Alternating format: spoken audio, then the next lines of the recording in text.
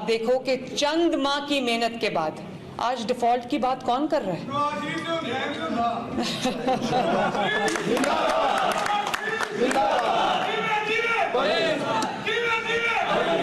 आज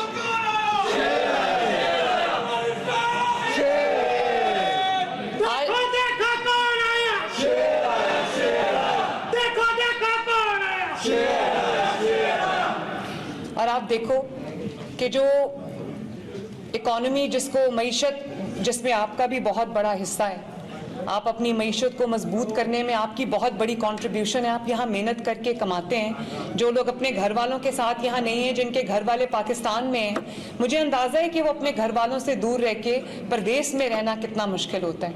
आप यहाँ मेहनत करते हैं, दिन रात अपना अपना काम करते हैं और मेहनत से खून पसीने से कमाया हुआ पैसा पाकिस्तान भेजते हैं। तो मुझे एहसास है इस चीज़ का कि आपको ये भी फिक्र होती है कि आपने जो पैसा पाकिस्तान भेजा है वो आपके मुल्क की तरक्की पे सर्फ होना चाहिए।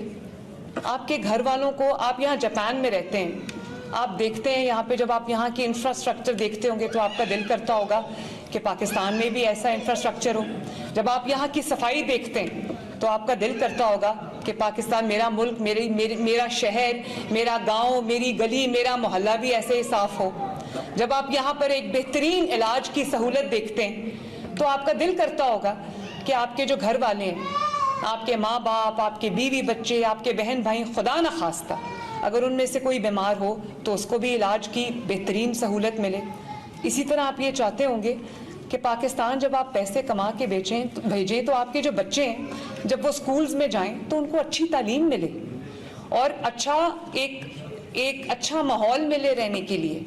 वो एक आज़ाद माहौल में, अच्छे माहौल में, सेहतमंद माहौल में सांस ले सकें।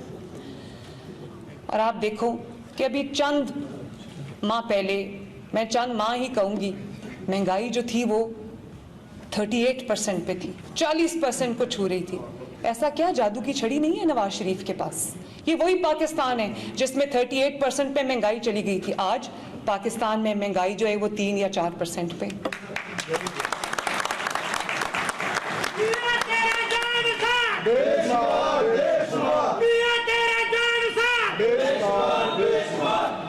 वही जो देखिए, ये वही मुल्क है ना जहां लोड शेडिंग दोबारा शुरू हो गई थी, दहशतगर्दी ने दोबारा सर उठा लिया था। आज लोड शेडिंग नहीं है पाकिस्तान में।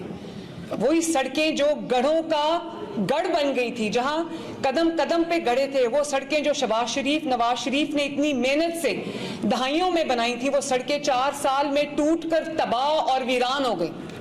आज आप देखें वही सड़कें दोबारा बन गई हैं। और आपको ऑनेस्टली मैं आपको बताऊं कि मैं अभी थाईलैंड रुकी एक रात, बैंकॉक, और फिर यहाँ आई। जापान का इंफ्रास्ट्रक्चर, आई एम श्योर आपको अंदाज़ा है कि वो बहुत ज़बरदस्त इंफ्रास्ट्रक्चर है, लेकिन मैं आपको ये बताऊं कि अब जो काम पंजाब में हो रहा है, यकीन माने कि बहुत जल्दी हम भी ये तरक्की का ये लेवल छू लेंगे इंशाअल्लाह।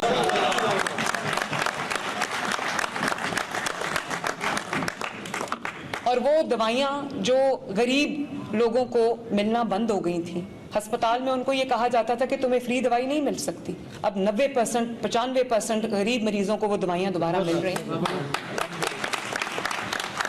और सिर्फ ये कि दवाई नहीं मिल रही, वो बच्चे जिनके हार्ट के प्रॉब्लम्स हैं, जिनके हार्ट की कार्डियक सर्जरी की लंबी लाइनें 5 साल से लगी हुई थी, और वो बच्चे अपनी जान गंवा रहे थे क्योंकि किसी ने कभी तवज्जो नहीं दी। आप जानते हो कि 6-7 हज़ार बच्चों की सर्जरीज इन चंद माह में हो चुकी है और वो सेहतयाब हो चुके हैं माशाल्लाह। और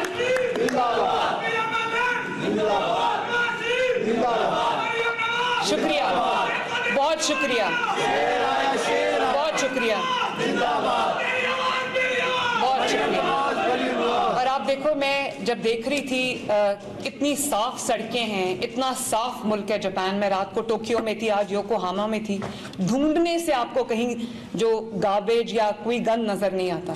तो आपको ये जान के खुशी होगी और आपको खबर आ गई होगी कि पंजाब ने दुनिया का सबसे बड़ा, क्योंकि अपने अपने मेट्रोपॉलिटन्स में, अपने अपने शहरों में लोगों ने बनाए हुए हैं अपने जो वेस्ट मैनेजमेंट के प्रोग्राम्स हैं, सफाई के प्रोग्राम्स हैं, लेकिन एक गवर्नमेंट के नीचे पंजाब जैसे एक सूबे में जिसकी जो पॉपुलेशन है वो इस वक्त 14-15 करोड़ है और 40 के करीब शहर है पंजाब में, तो हमने दुनिया का सबसे बड़ा सफाई का मंसूबा जिसको सुथरा पंजाब कहते हैं वो अल्हम्दुलिल्लाह आज पाकिस्तान की हर पंजाब की गली में काम कर रहे हैं।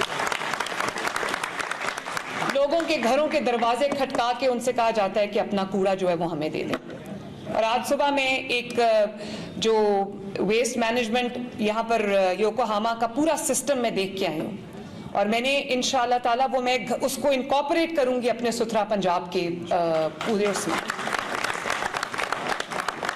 अब जो लोग आते हैं, पहले मैं खुद लाहौर में रहती थी, पंजाब में फिरती थी, यकीन माने 4 साल के अंदर कूड़े के ढेरों में दब गए थे जो इलाके थे। अब आप जो भी आता है, बाहर से भी लोग आते हैं, चाहे वो किसी भी जमात से हो, कह देते हैं कि इतना साफ पंजाब हमने पहले कभी नहीं देखा। 1.5 लाख लोगों को सुथरा पंजाब में नौकरी मिली है।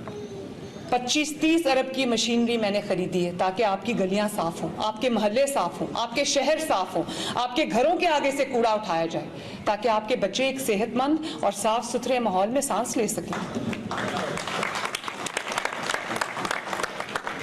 दुनिया भर में जो एक क्लाइमेट चेंज आ रहा है उसमें एनवायरनमेंट के लिए बड़ी अवेयरनेस आ गई है। पंजाब में हमने पूरी फोर्स बना दी है। ये मरियम औरंगजेब यहाँ पर बैठी हैं, इनकी सरबराही में एक पूरी फोर्स बन गई है जो आपके लिए, आपके बच्चों के लिए, आपके घर वालों के लिए एक साफ सुथरी हवा का पूरा बंदोबस्त कर रही है। और जहाँ पर भी कंस्ट्रक्शन साइट्स हैं या जहाँ पर भी कोई ऐसा अंदेशा होता है कि जहाँ पर एनवायरनमेंट अफेक्ट होता है तो वहाँ पर हमारी जो स्क्वाड्स हैं वो पहुँचती हैं और हम एयर क्वालिटी को मॉनिटर करते हैं ताकि स्मॉग का जो इशू है, कई साल से स्मॉग का इशू आया हुआ है जिससे बच्चे भी बीमार होते हैं। वो एक 2-3 महीने का पीरियड होता है जिसके अंदर स्कूल भी कभी कभी शट डाउन करने पड़ते हैं। तो मेरी पूरी कोशिश है कि हम एयर क्वालिटी इतनी इम्प्रूव कर लें, इंडेक्स जो है उसका, कि वहाँ पर लोगों को अस्पतालों में ना जाना पड़े, आंखों के इमराज का शिकार ना होना पड़े, सांस के इमराज का शिकार ना होना पड़े।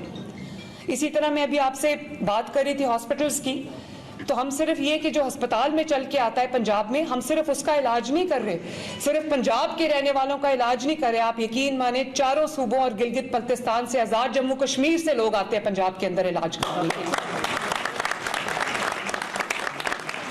और जो कहते थे सड़कें बनाने से कौमें नहीं बनती, मैं ये बड़े दुख के साथ एक बात कहना चाहती हूँ कि जो ओवरसीज पाकिस्तानी है वो बहुत झांसे में आ जाते हैं क्योंकि अपने मुल्क से उनका राब्ता नहीं होता, वो जाके अपनी आंखों से वो चीजें देखते नहीं हैं। जिन्होंने कहा था सड़कें बनाने से कौमें नहीं बनती, जरा उनसे पूछो एक अस्पताल का नाम बताओ जो बनाया, एक अस्पताल का नाम बता दो, एक सड़क का नाम बता दो जो बनाए, एक स्कूल का, यूनिवर्सिटी का नाम बता दो जो बनाए, बल्कि जो बना हुआ था उसको भी तबाह करके चले गए। और गरीब से ना सिर्फ ये कि महंगाई की वजह से निवाला छीन लिया। मैंने ओथ लिया, मेरे भाइयों बहनों बुजुर्गों, जब मैंने ओथ लिया तो आप जानते हो रोटी 30 रुपए की थी पाकिस्तान में। अब आपको पता है मेरी एक बहुत मुश्किल मेरे लिए फैसले हैं। मैंने एक तरफ से अर्बनाइजेशन भी करनी है, जापान की तरह की डेवलपमेंट भी लानी है इंशाअल्लाह ताला पाकिस्तान के अंदर, साथ